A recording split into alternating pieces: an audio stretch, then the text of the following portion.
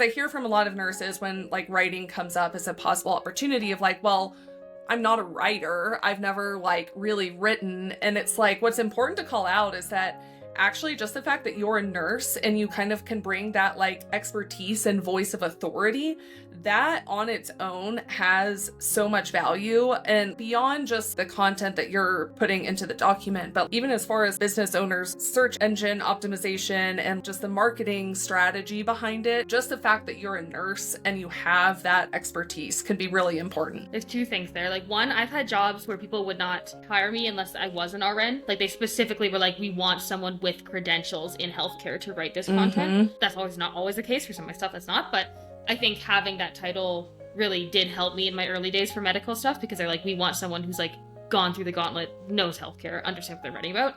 And second of all, I always push back. Like, I've heard that too when I've talked to other nurses who are like, I want to do freelancing or I want to do writing, but I'm not a writer.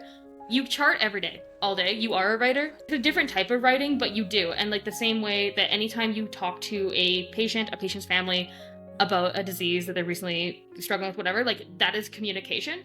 You just aren't used to writing it down.